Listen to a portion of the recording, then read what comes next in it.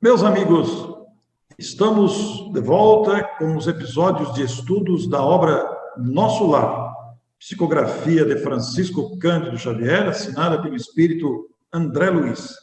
Já há algumas semanas, estamos apresentando aqui toda terça-feira, às 21h45, o resultado desses estudos, dessas reflexões, sintetizando os capítulos do livro. Estamos hoje no capítulo 7, Explicações de Lísias. Queremos informar a vocês que os capítulos agora, inclusive os já apresentados, também foram contemplados, e a partir desse e para os próximos da obra Nosso Lar, estão contemplados com versos da poetisa Ilza Godinho, de Florianópolis, poetisa muito inspirada, que nos premiou com versos por capítulo da obra André Luiz. Então, quando você for ver o capítulo, você poderá acessar a descrição do YouTube, onde o verso por capítulo de cada gravação consta lá na descrição do YouTube.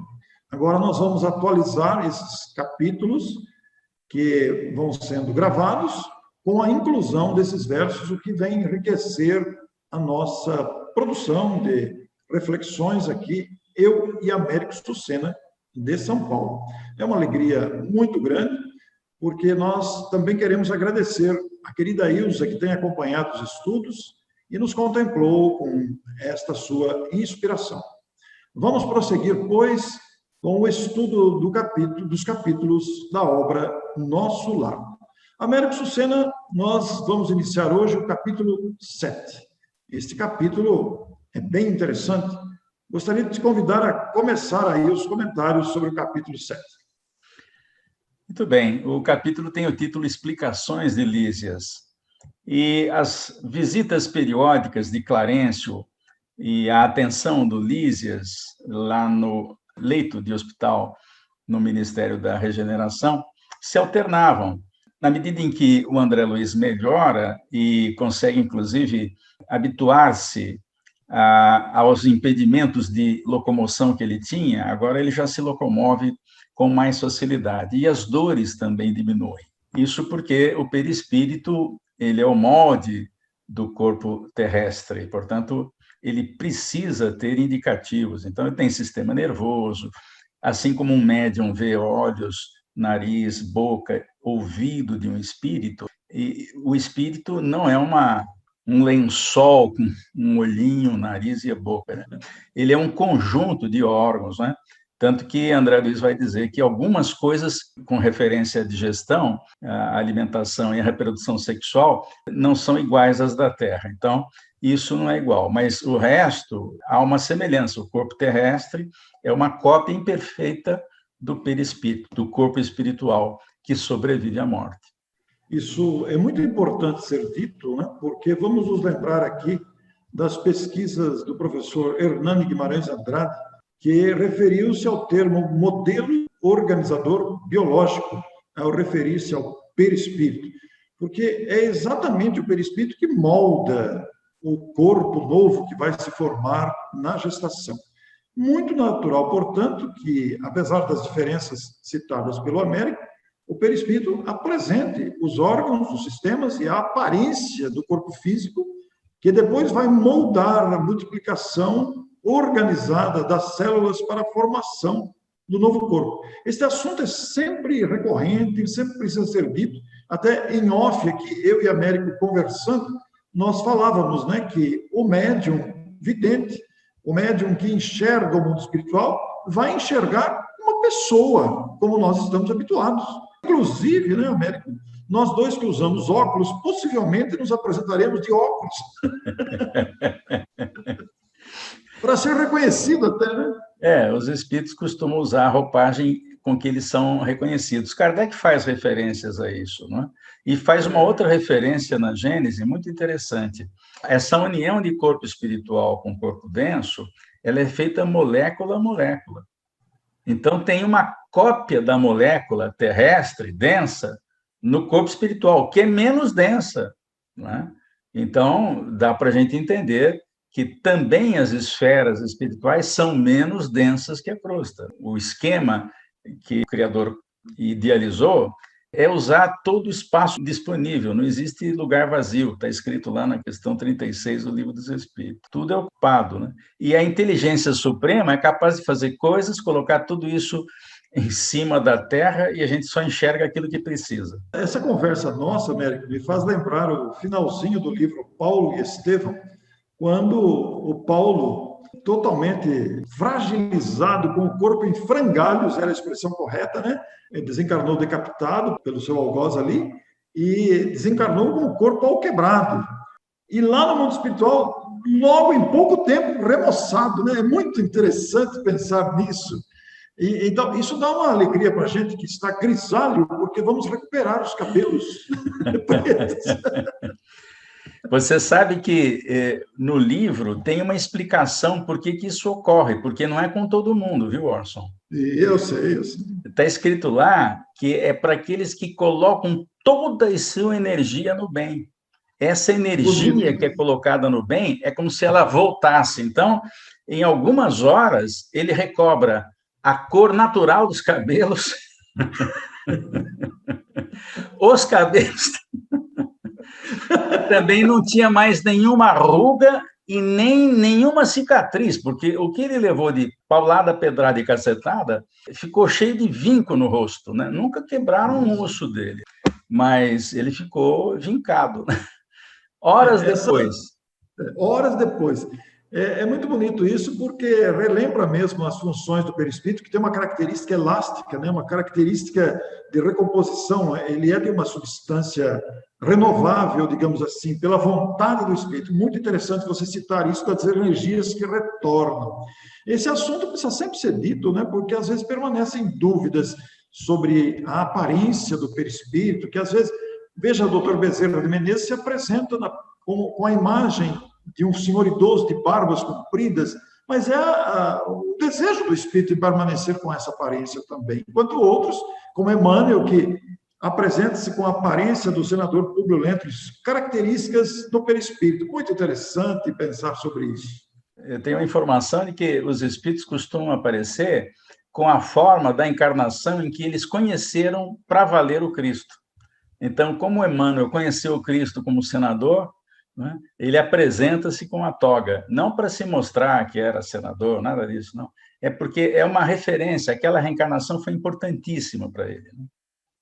Américo, essa substância moldável, adaptável do perispírito, obedecendo à vontade da consciência, ela, de certa forma, pode se aplicar também aos elementos que compõem a aparência ou a paisagem do mundo espiritual nas construções. André Luiz vai citar aqui no livro que quase tudo, como diz o próprio texto, quase tudo melhorada a cópia da Terra. Eles estavam observando a aparência, a paisagem dos prédios, cercado de flores, vegetação farta, árvores, pomares fartos, jardins deliciosos, edifícios, nenhuma residência sem flores na frente, habitações bonitas, aparências leves, agradáveis, inclusive a presença de animais, que sempre causa dúvida em pessoas que estudam André Luiz, né? Mas ele destaca a coloração mais bonita que a da Terra, aparências mais harmônicas, tudo melhorado com relação à Terra. Nessa imagem que estamos vendo, o André Luiz está debruçado ali, próximo da janela, aliás, junto com Lísias, observando a natureza. Aquilo também era um pouco de novidade para ele. E ele está surpreso. Por quê? Porque a gente esquece todo o passado, né? Vai lembrando bem devagar, né, segundo consta, né? Não é todo mundo que lembra no dia seguinte. Essa referência, esse desenho, é um dos trabalhos do Projeto Imagem, e, em particular, o Nosso Lar foi registrado, foi desenhado pelo desenhista de Minas Gerais, de Juiz de Fora, Mozart Couto. É um dos desenhistas mais conhecidos para aqueles que trabalham na área e que está na ativa e espírita, colaborando com o Projeto Imagem. Aliás, o Mozart fez belíssimos trabalhos para o Projeto Imagem, várias obras, vários capítulos, transformados em desenhos dele, que é um desenhista profissional. Exatamente. Agora, você falou em perispírito, eu me lembrei de uma outra coisa que está num livro lá na frente, que eu não sei se eu vou estar encarnado quando a gente chegar a falar de Sexo e Destino, que é um dos últimos livros do André Luiz. Deixa eu falar já. O André Luiz está trabalhando num caso no livro, o caso do Sexo e Destino, e ele precisa ficar visível para o espírito que está na crosta, influenciando determinado personagem que está encarnado. Para isso, ele precisa adensar o perispírito. Então, diz que ele fica 1 hora adensando o perispírito. Quando o Félix, que é o Clarencio do livro Sexo e Destino, vai fazer a mesma coisa, ele leva 1 minuto.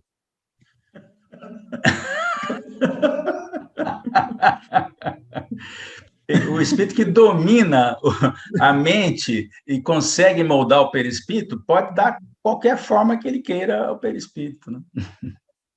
E é muito interessante pensar nisso, porque essa moldagem do perispírito, Américo, ocorre também com espíritos com más intenções, com espíritos vingativos, perseguidores, que se apresentam com forma deformada, né? Imprimindo medo aos videntes, às pessoas que veem os espíritos, e também dominando o assunto até, inclusive, né? É muito interessante pensar nesse aspecto que não é privilégio ou exclusividade dos espíritos evoluídos. É verdade, isso aí. Os espíritos evoluídos, na escala evolutiva mais atrasados, eles conseguem moldagens, né? Mas quase sempre não tem aquele cuidado, né? E preferem formas que assustem, que coloquem medo nas pessoas. Dificilmente eles conseguem fazer uma forma apurada. Então, isso diferencia bem os espíritos inferiores e superiores na escala, né?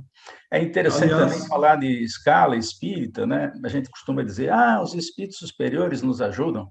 Olha, tem espírito superior em qualquer ponto da escala. Imagine uma escala infinita. Quais são os espíritos superiores a nós? São aqueles que estão logo acima de nós na escala. E os inferiores que estão abaixo de nós. Então, qualquer ponto que você coloque na escada, tem sempre espírito acima e espírito abaixo. Então, chamar todo mundo de espírito superior é fácil. A gente vai perceber aqui na obra de André Luiz, Orson, que, por exemplo, Clarencio é um ministro, mas no próximo livro que a gente vai estudar, há referências aos assistentes e mentores. Eles têm uma classificação diferente lá, para não chamar de espírito superior todo mundo, porque a impressão que dá é que todo mundo sabe tudo no mundo espiritual, e não é bem assim, né?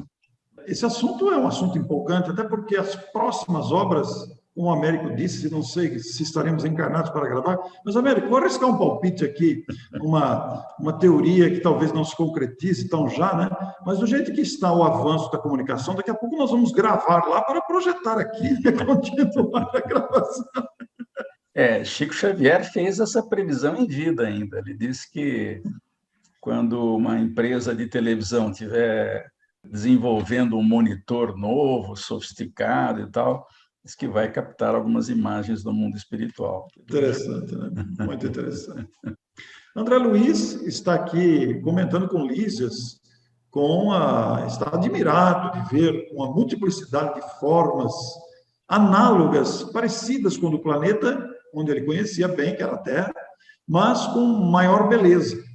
Toda essa questão que nós estamos conversando, as referências que ele faz, a multiplicidade, a variedade de cores, a variedade harmoniosa de formas existentes que ele podia observar na natureza, nas lindas paisagens que ele contemplava da janela, como já foi dito aqui, e as questões levantadas, que nós levantamos, e que não está citado no capítulo, mas nós levantamos por força do texto, pensando na questão do perispírito, isso traz uma questão que não podemos esquecer, Américo.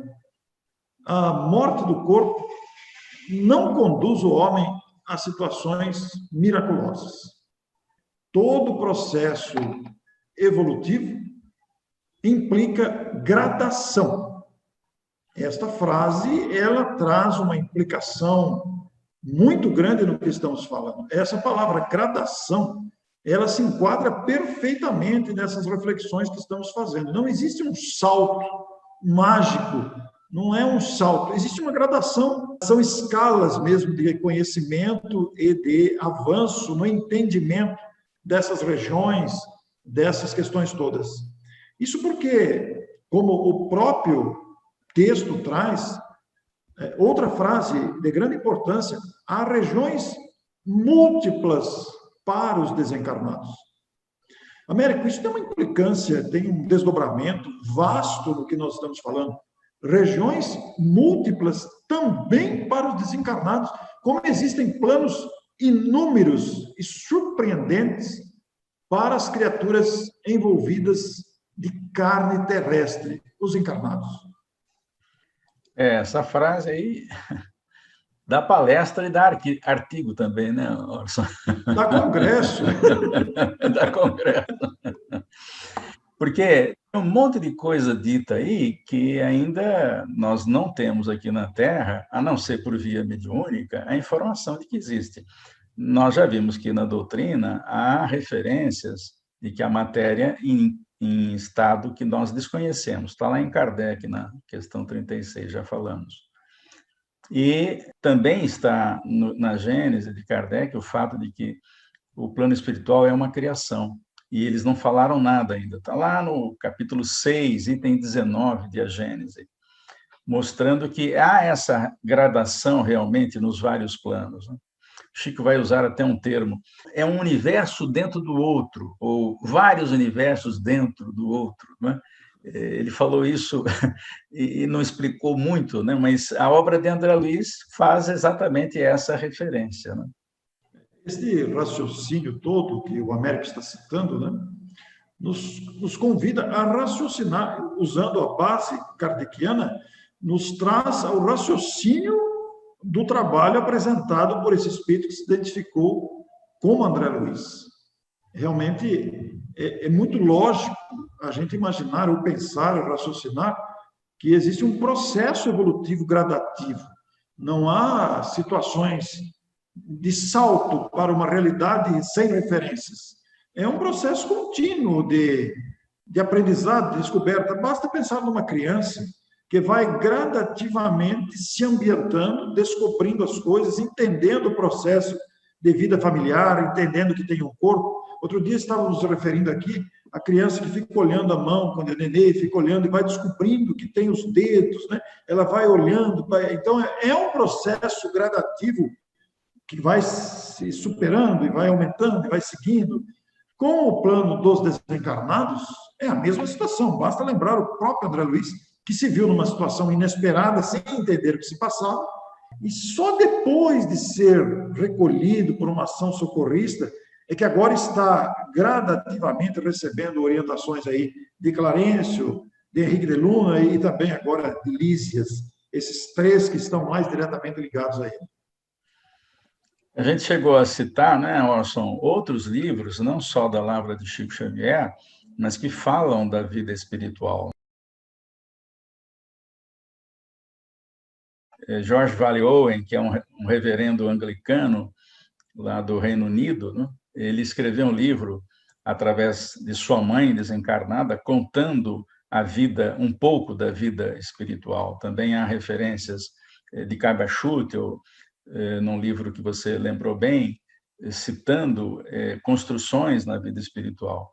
Ivone do Amaral Pereira também escreveu Memórias no Suicida, contando um pouco desse universo invisível aos olhos humanos, que um dia, é claro, todos nós vamos conhecer. Aliás, eu não vejo a...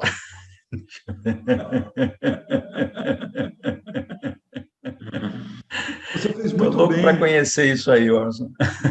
Você fez muito bem em lembrar Ivone Pereira, porque Ivone Pereira traz relatos com detalhes, né?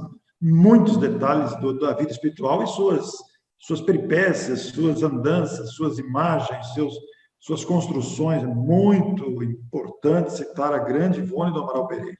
E ela ficou em dúvida, né, se publicava ou não, porque tinha tanta coisa maluca lá. Por exemplo, lá há uma referência de TV com tela plana. Há uma referência de que os dados daqueles que eram recebidos na colônia Maria de Nazaré, que recebe suicidas para tratamento, os dados eram colocados nos discos singulares e que tinham imagens em movimento e dados pessoais, e que, colocados em umas máquinas eletromagnéticas, reproduziam o som, a imagem e o movimento. Ela achou aquilo tão estranho que ela guardou na gaveta dela de 1926 até 1950. Só em 1950, atendendo pedido de espíritos, ela encaminhou os originais, depois de revisá-los, à Federação Espírita Brasileira, que só foi publicar o livro em 1955. Aliás, a primeira tentativa foi recusada, né, Américo? A primeira tentativa foi recusada. Então, por quê? Porque é estranho, né? Como é que o homem descobriu o universo microcósmico? Enquanto não tinha microscópio, o universo microscópico não existia. Como não? O macro a gente vê todo dia, mas o micro a gente não vê. E o universo invisível, que Allan Kardec descobriu, está só no começo. Nós temos um monte de coisa que nós não sabemos. Né? Por isso que a gente tem que ser prudente e não fechar as questões. Estamos aprendendo. Fechar a questão é muito... É perigoso até, né? E a gente até respeita quem pensa o contrário, porque há aqueles que pensam o contrário do que nós pensamos. Sim. Procuramos nos respeitar, aguardando que o tempo coloque as coisas no devido lugar, né? Porque ciência um dia vai chegar lá, né? Muito bem. E no meio de todo esse comentário de admiração pelos painéis naturais que se apresentavam e que, debruçado na janela, observava, e acrescentado aos comentários que não estão no capítulo, mas que nós estamos fazendo aqui, André Luiz tinha uma preocupação. Ele estava ali há várias semanas e não tinha encontrado nenhum conhecido do mundo ainda, aquele que ele conhecera quando estava encarnado. Os pais o haviam antecipado na partida da Terra. Muitos amigos que ele conhecera vieram antes. E ele não tinha encontrado nenhuma pessoa. Ele mesmo já tinha raciocinou que não fora ele o único que já morrera, que já passara para o plano espiritual. Mas muitos amigos o haviam precedido. E, naturalmente, ele foi conversando com Lísias, pensando na sua mãe, né? Porque ele estava preocupado com o encontro de algumas almas queridas, e ele pensou na mãe. E o Lísias, ele não aguentou a pergunta, ele perguntou: acha possível que a gente pode se encontrar com aqueles que nos antecederam? E o Lísias: como não? Você pensa que está esquecido? Ele falou: mas, no entanto, minha mãe até agora não apareceu. E aí, Américo? Aliás, uma coisa curiosa que aconteceu com o André Luiz: ele não encontrou nenhum parente lá. Circunstancialmente, isso pode acontecer, mas não significa que não tivesse. Por exemplo, os pais dele já tinham desencarnado, então ele não tinha notícia do pai, também não tinha notícia da mãe. E normalmente isso acontece, as pessoas têm notícias do pai e da mãe primeiro, mas no caso dele não teve nenhum nem outro. Mas o Lísias vai dizer a ele: ó, sua mãe monitora você em outra esfera, ela está em outra esfera, ela sabe, aliás, foi ela que pediu a interferência de Clarencio, porque ela tem méritos para isso. Então, ela sabe que você está aqui e, na hora oportuna, ela vai aparecer. Isso aí provocou uma surpresa em André, né? Porque, primeiro, que ele não sabia. E o próprio Lísias vai dizer a ele: não sei se você sabe, mas você ficou 8 anos naquela região de sofrimento e você foi localizado por Clarencio a pedido de sua mãe. Clarencio o localizou logo, o encontrou, mas você não encontrou Clarencio. Essa observação é maravilhosa nesse livro e abre uma perspectiva enorme, Américo. Isso abre uma perspectiva enorme. Por exemplo, André Luiz não vê Clarencio, não sente, não ouve Clarencio, apesar de estar próximo. Ele só vai conseguir fazer isso quando ele faz pela primeira vez uma prece que o leva às lágrimas. Aliás, as preces deveriam ser feitas com lágrimas de emoção.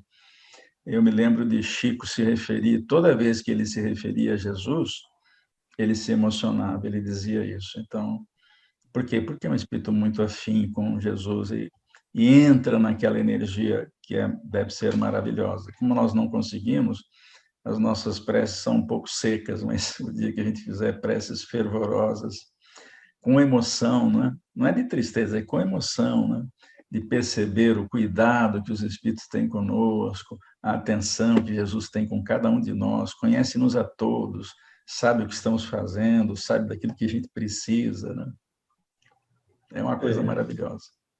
Esse trecho do capítulo que nós estamos estudando hoje, ele é muito bonito.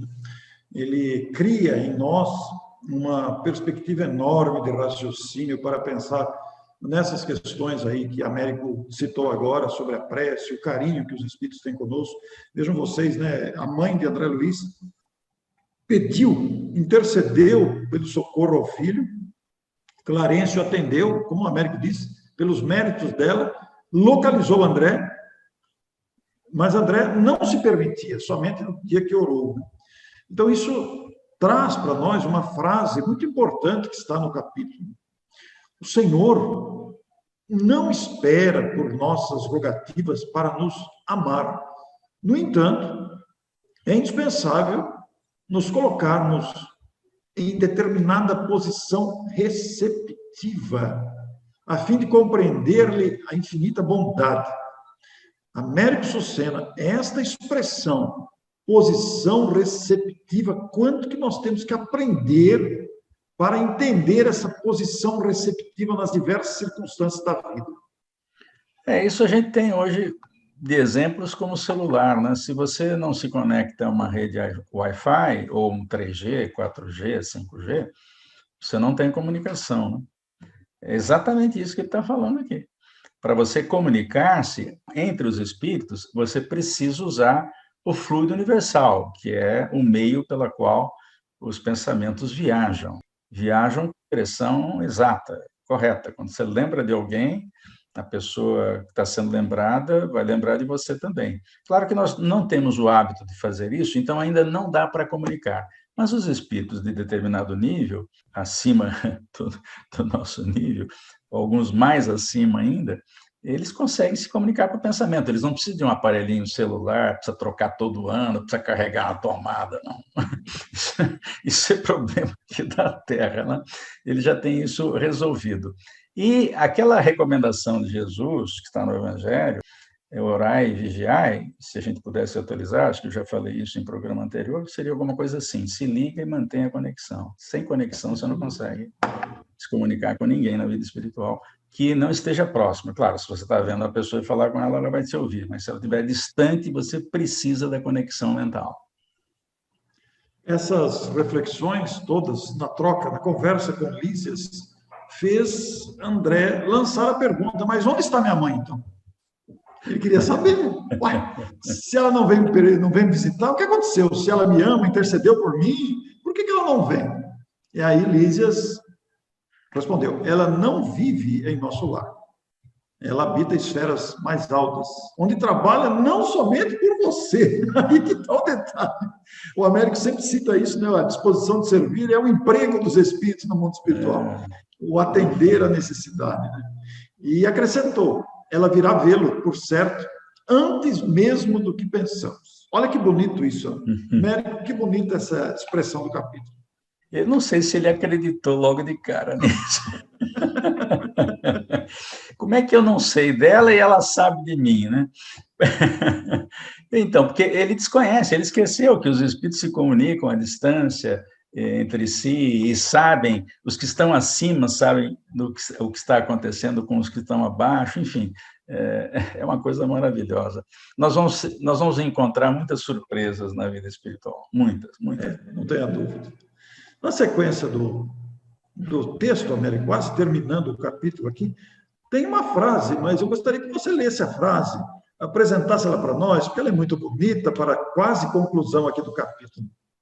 Então, quando alguém deseja algo ardentemente, já se encontra caminho da realização. Essa frase é de Lísias, mas certamente é do conhecimento dos espíritos, né?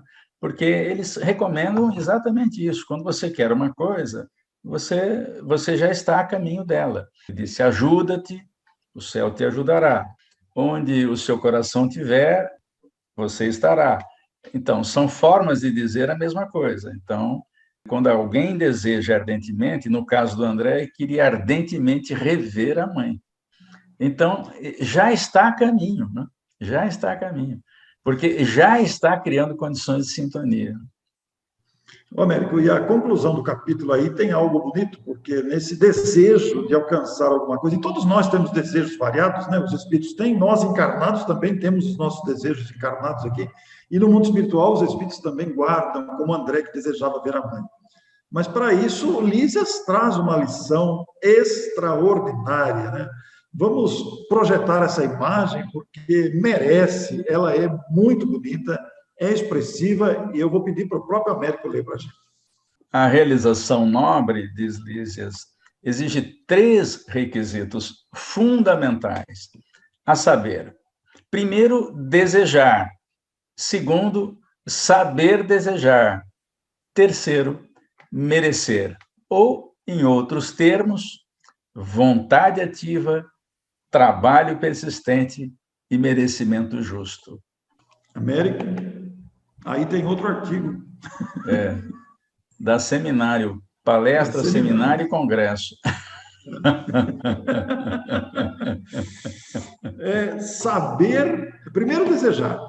Primeiro desejar, Tudo bem. Agora, precisa ver se o desejo é coerente, coerente. se ele é ético, se ele é bom, porque tem desejos egoístas, tem desejos repletos de outras intenções. Às vezes há desejos malvados, maldosos, mal intencionados. E, por fim, quer dizer, está no segundo critério aí, saber desejar, porque o que não é ético, o que não é nobre, o que não é bom, é um desejo que não é legal, não é bom. Mas, por outros termos, no terceiro item, merecer. Aí é que está o X da questão. Para merecer, há pré-requisitos.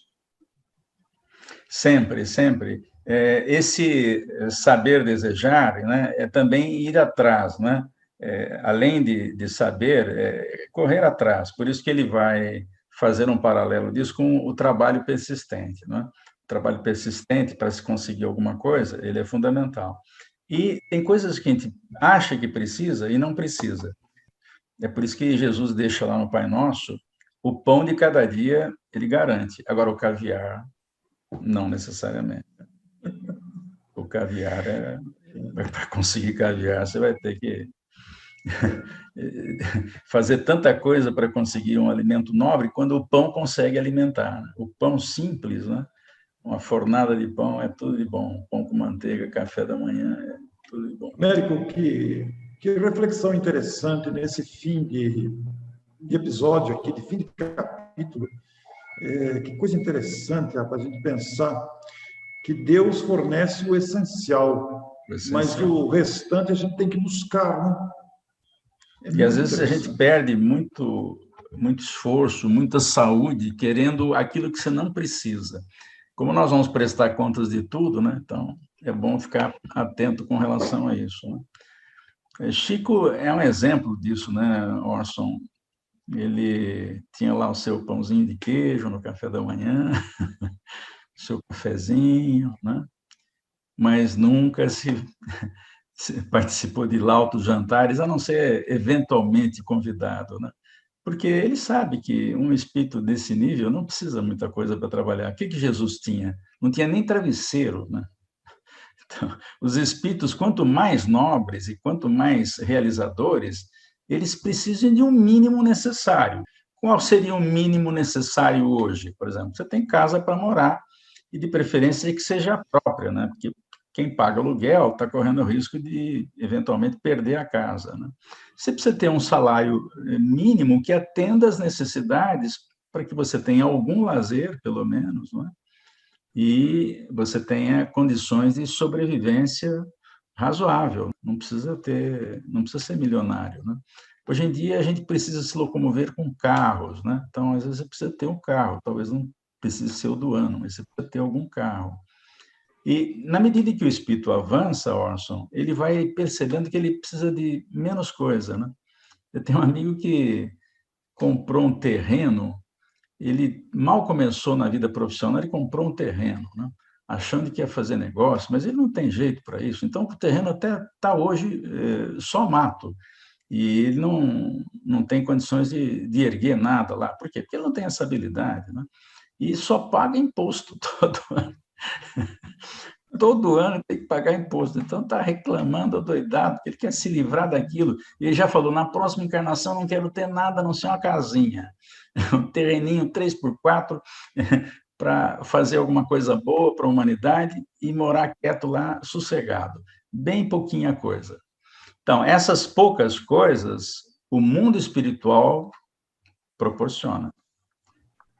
Só Que observar. bonito. Em outros termos, vontade ativa, trabalho persistente e merecimento justo. Então, trabalhemos para conquistar. Na próxima semana, estamos de volta com o capítulo 8, sempre às terças-feiras, às 21h45. Nossa gratidão a você que nos acompanhou, nossa alegria e até a próxima semana. Muito obrigado. Até a próxima.